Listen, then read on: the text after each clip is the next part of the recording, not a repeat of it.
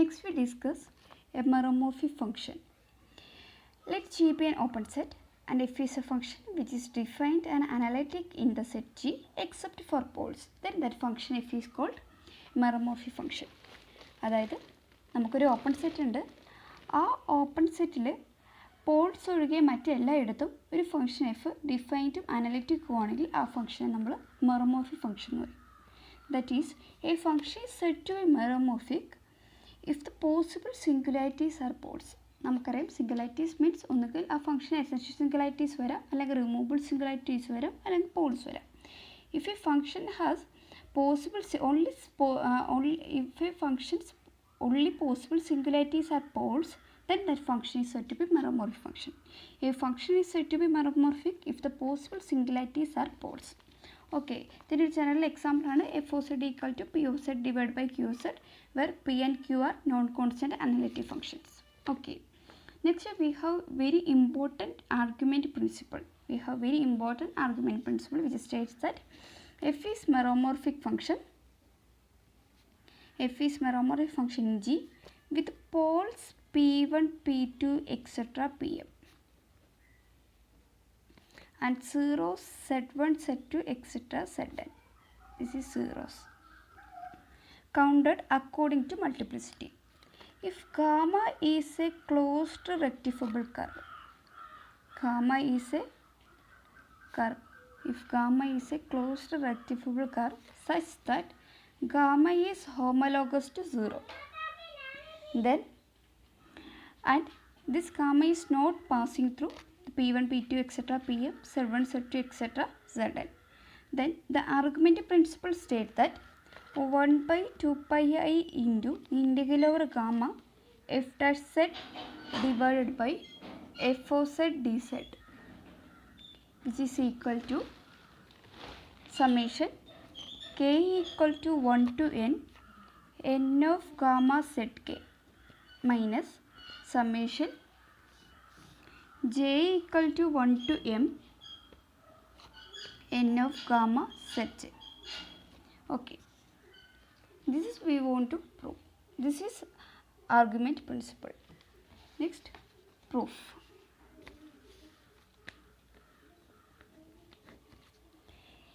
We suppose that our function f has a 0 of order m.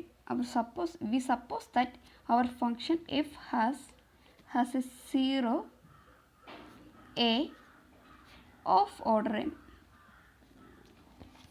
Then the function f can be written as f of z equal to z minus a all raised to m into g of z, where this g is analytic and g of a not equal to 0. Then we find f dash of z. F dash of z equal to z minus a all raised to m g dash of z plus m into z minus a all raised to m minus 1 into g of z. That is first function into derivative of second plus second function into derivative of first. And we find f dash z by f of z. F dash z by f of z equal to, we divide the this entire term by z minus a all raised to m into g of z. Then we get, that is f dash z by f of z equal to z minus a all raised to m into g dash z plus m into z minus a all raised to m minus 1 into g of z, divided by what is our f of z? F of z equal to z minus a all raised to m into g of z, which is equal to, so here there is z minus a all raised to m, and here also z minus a all raised to m. So this will get cancelled. So the remaining term g dash of z divided by g of z plus, here there is z minus a all raised to m minus 1, and here z minus a all raised to m. So we can cancel z minus a all raised to m minus 1 from this term. Then we get, and this g of z and this g of z get cancelled. Then this become m divided by z minus a. M divided by z minus a.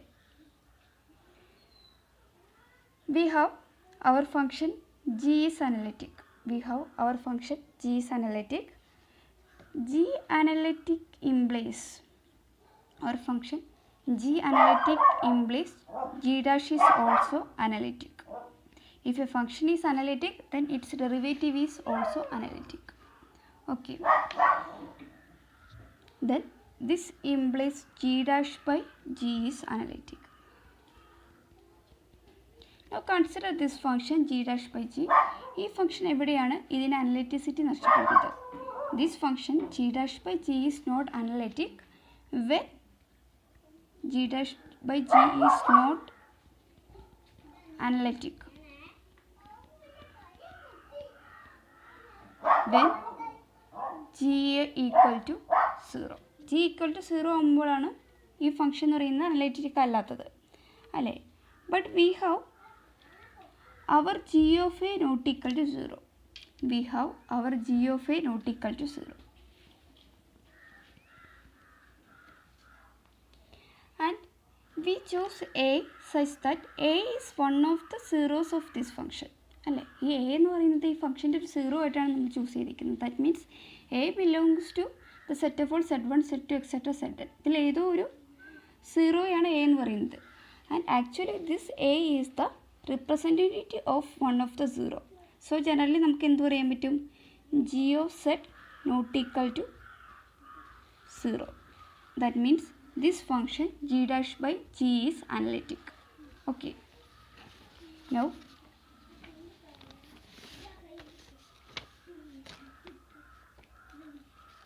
gamma is a simple closed curve. Gamma is a simple closed curve. Then by Cauchy-Schwarz theorem, integral over gamma g dash by g, integral over gamma g dash by g equal to 0. Why? Because we get this function g dash by g is an analytic function, and this is an integral of an analytic function over a simple closed curve. That means this integral equal to 0 by Cauchy-Schwarz theorem. Okay.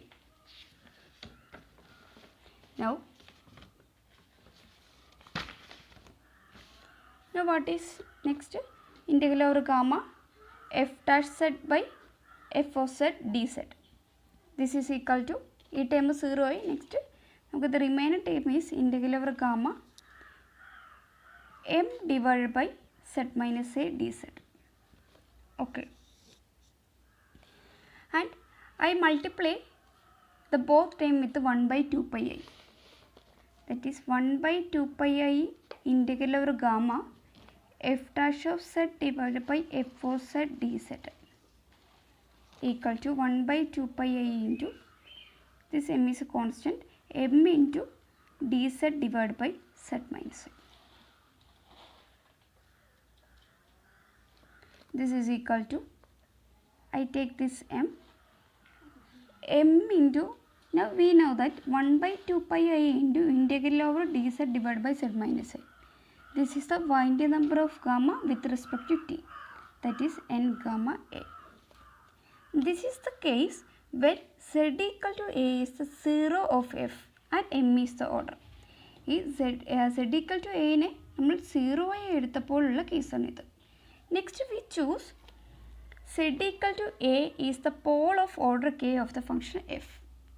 ഇപ്പോൾ നമ്മൾ ചെയ്തത് എന് 0 ആയി എടുത്തു. ഇനി next we suppose that this z equal to a is a pole of order k of the function f. Then this function f of z can be represented f of z equal to z minus a all raised to minus k into h of z, where this function h is analytic and h of a not equal to 0. Suppose z equal to a is a pole of order k, then in generally the function can be written as f of z equal to z minus a all raised to minus k into h of z, where h is analytic and h of a not equal to 0. If z equal to a is a 0 of order m of f, then Generally f of z can be written as z minus a all raised to m into some g of z, where g is analytic and g of a not equal to 0. Okay. Then we find f dash of z. F dash of z equal to z minus a all raised to minus k into h dash of z minus k into z minus a all raised to minus k minus 1 into h of z. Product rule. Then f dash of z divided by f of z. This is equal to, if we divide this term by this term, we get h dash z divided by h of z minus k divided by z minus z. Okay. Now we integrate.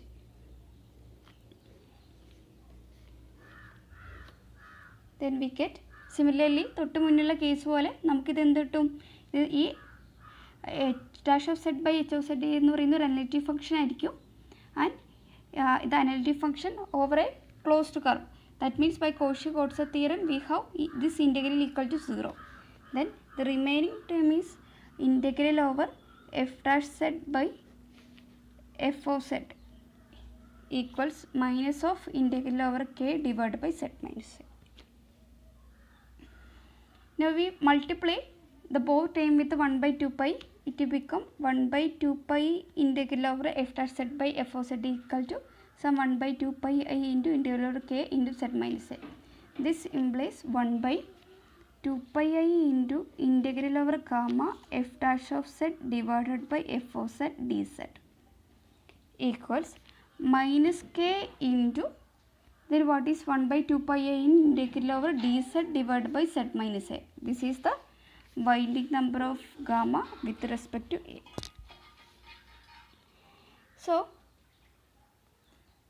here we get 1 by 2 pi a into integral over gamma f dash z by f of z into dz equal to m into n of gamma comma a. And here we got 1 by 2 pi a into integral over f dash z by f of z dz equal to minus k into n of gamma comma a. And we have given that the zeros and poles are counted accordingly. The hypothesis we have given that the zeros and poles are counted accordingly. That means there may exist repeated roots. That means there may exist repeated roots. But for example, suppose our z1 equal to 2 and z2 equal to 3 ആണെങ്കിൽ again വേണമെങ്കിൽ നമുക്ക് z3 equal to 2 തന്നെ വരാം. അങ്ങനെ repeated Roots വേണമെങ്കിൽ ഉണ്ടാവാം. Okay. Now അങ്ങനെ എത്ര തവണ റിപ്പീറ്റ് ചെയ്യുന്നു അത്രയും തവണ നമ്മളിത് കൗണ്ട് ചെയ്യുന്നുണ്ട്. എത്ര തവണ ഈ സീറോസ് അല്ലെങ്കിൽ പോൾസ് എന്ന് റിപ്പീറ്റ് ചെയ്യുന്നു അത്രയും തവണ നമ്മൾ കൗണ്ട് ചെയ്യുന്നു. That means we take our k equal to 1 and m equal to 1. We take our k equal to 1 and m is equal to 1. Then by the repeated applications of these two results, one result is this and another result is this, and by the repeated applications of these two results we get 1 by 2 pi I 1 by 2 pi I integral over gamma f dot z by f of z dz equal to n gamma z1 plus n gamma z2 plus etc plus n gamma zn. Okay. Minus. Next we consider the poles. Okay. Since we consider poles, there is a minus sign. So we use a minus sign here. Minus n of gamma p1 minus etc minus n of gamma pm. This is equal to summation k equal to 1 to n of gamma zk minus summation j equal to 1 to m n of gamma pj. Okay. This is our theorem. Okay. This is our theorem. And now we can say an application of this argument principle, that is if n comma z equal to 1 where this z can be 0 or pole for all z. എല്ലാ സെഡുകൾക്കും N of gamma comma Z equal to 1 ആണെങ്കിൽ ഈ Z എന്ന് പറയുന്നത് പോൾസോ അല്ലെങ്കിൽ സീറോയോ ആവാം. അങ്ങനെയാണെങ്കിൽ then 1/2πi integral over gamma f dash z by f of z d z. This is equal to summation k is equal to 1 to n by Archimedes principle. This is equal to 1 minus j equal to 1 to m1.